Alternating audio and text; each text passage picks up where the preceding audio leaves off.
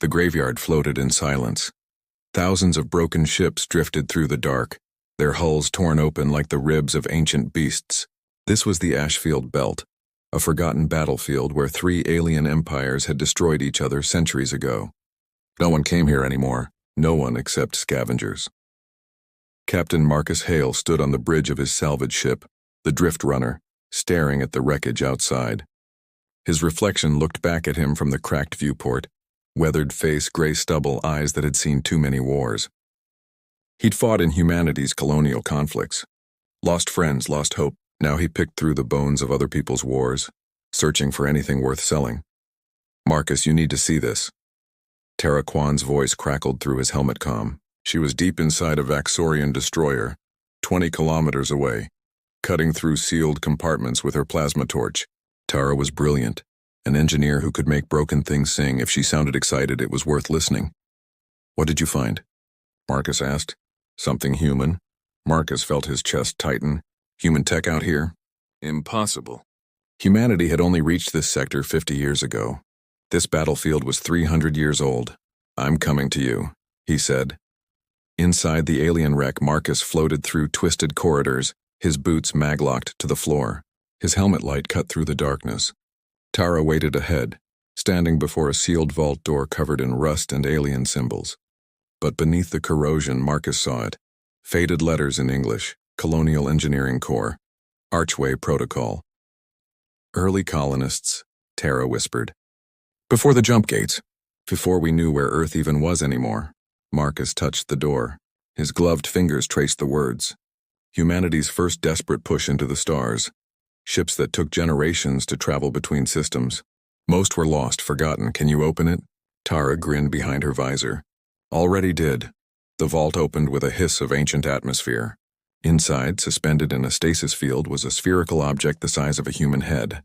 It pulsed with faint blue light, a heartbeat in the dark. "AI core," Tara breathed. "Military grade. Pre-war design." Marcus reached for it carefully. The moment his fingers touched the surface, the sphere flared bright. A voice echoed through their helmets, calm, precise, and unmistakably human. "Archway Protocol online, scanning." Human genetic markers confirmed. "Welcome home, survivors." Marcus and Tara exchanged glances. "Home?" Marcus asked. "You are descendants of colony ship Archway. I was designed to help you rebuild civilization. I am construction intelligence. I create, I restore, I endure." Tara's hands trembled. "What can you build?" The AI paused. "Then show me your resources. Show me your need. I will show you what humanity can become." Back aboard the Drift Runner, Marcus gathered his crew. Rhea Lorne, former military pilot with a cocky smile and reflexes like lightning. Tavar, a 4-armed Quellan mechanic who'd lost his hive to corporate wars and found family with humans instead. They were misfits, survivors.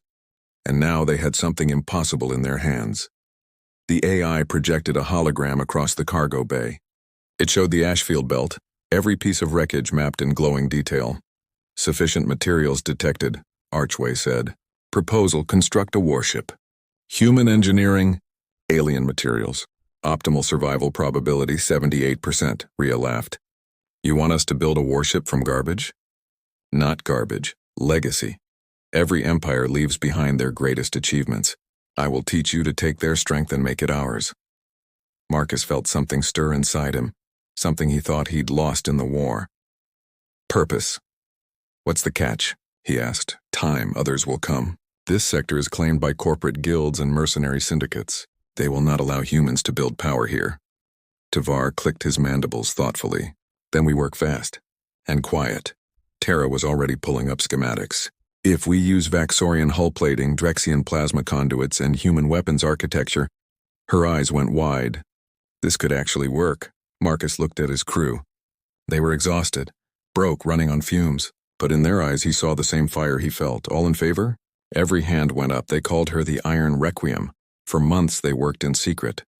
The AI guided them, pulling blueprints from its ancient database, designs humanity had created when survival meant innovation or death.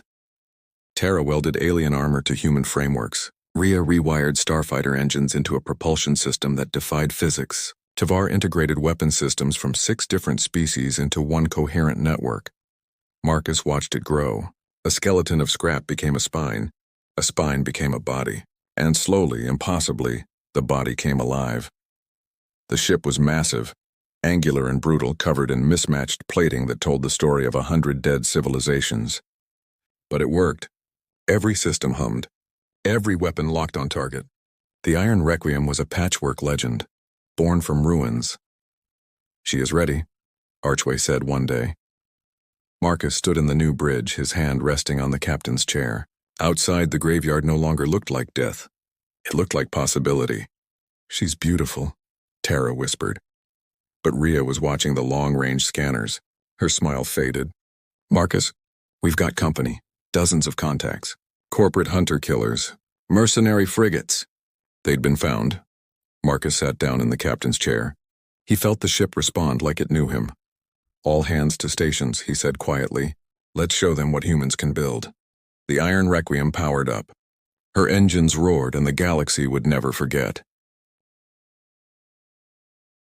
The enemy fleet emerged from the darkness like wolves circling prey. Marcus counted 15 ships, corporate hunter-killers with sleek hulls and military-grade weapons. They belonged to the Zenith Consortium, a mega-corporation that claimed salvage rights over the entire Ashfield belt. Behind them came mercenary frigates, hired guns looking for an easy payday. On the bridge of the Iron Requiem, alarms blared softly. The crew took their positions without panic. They'd known this moment would come. "They're hailing us," Rhea said from the pilot station, her fingers dancing across controls she'd built herself. Marcus nodded. "Put them through." A hologram flickered to life, a Xanthari corporate commander with silver skin and cold, calculating eyes. "Unidentified vessel. You are operating in Consortium territory. Power down your weapons and prepare to be boarded. Resistance will result in immediate destruction." Marcus leaned back in his chair. He looked around his bridge, at Tara monitoring the patchwork systems, at Tavar managing weapons arrays from 6 different alien species, at Rhea ready to fly this monster like she'd been born for it. "This is Captain Marcus Hale of the Iron Requiem," he said calmly.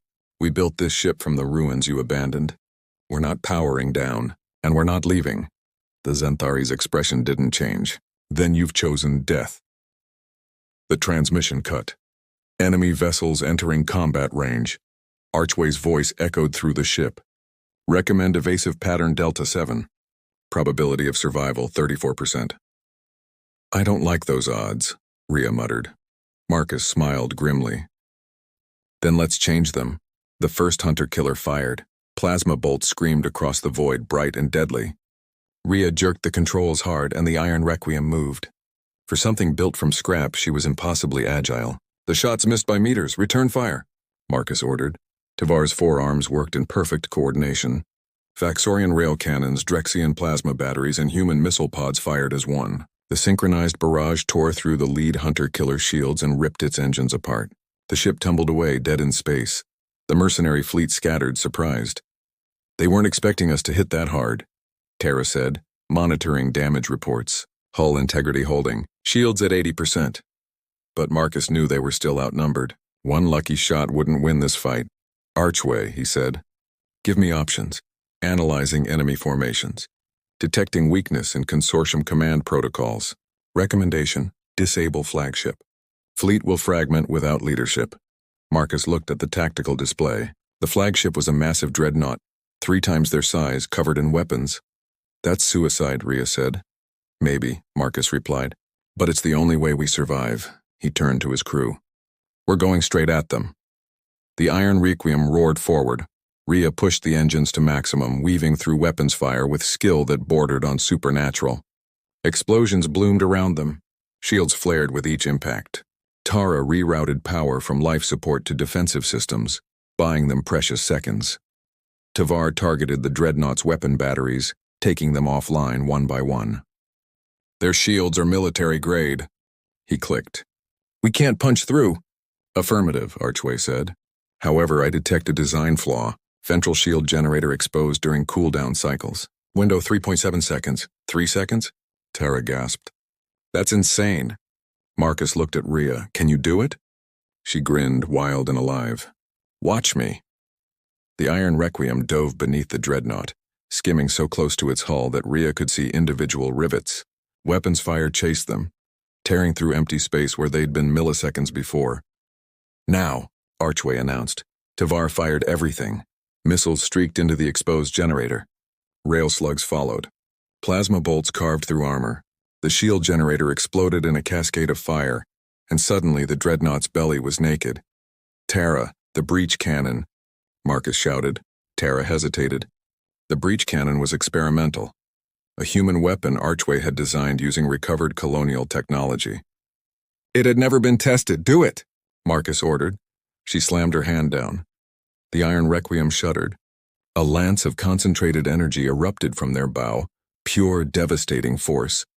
It punched through the dreadnought's hull, through its reactor core and out the other side. For a moment, nothing happened. Then the flagship exploded. The shock wave hit them hard. Sparks flew across the bridge. Systems failed.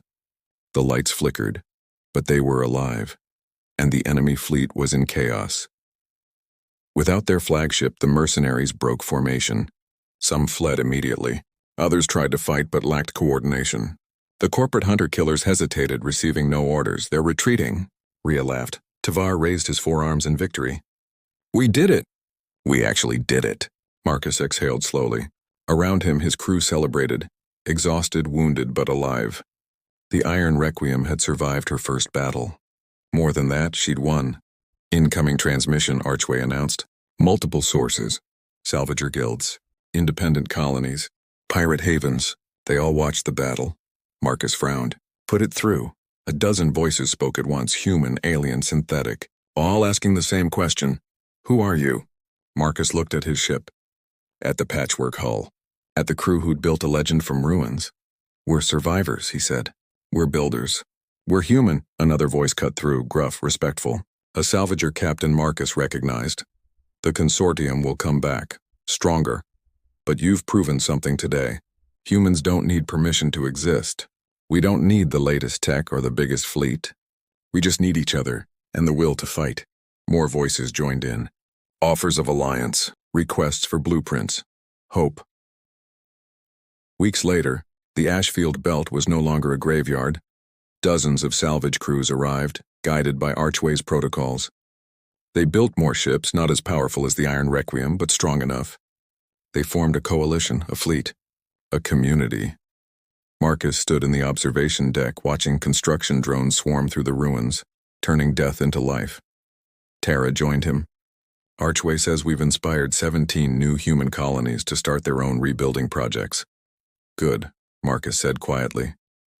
"The galaxy's changing," Tara continued. "Because of what we did. Because we refused to quit," Marcus smiled. "That's what humans do. We take the broken pieces and make something new. We turn scrap into legends." Outside, the Iron Requiem floated among her sister ships, a monument to human ingenuity, resilience, and defiance. The AI's voice whispered through the deck. "This is what I was built for, to help you rise, again and again, forever." And in the darkness of space, humanity's light grew brighter.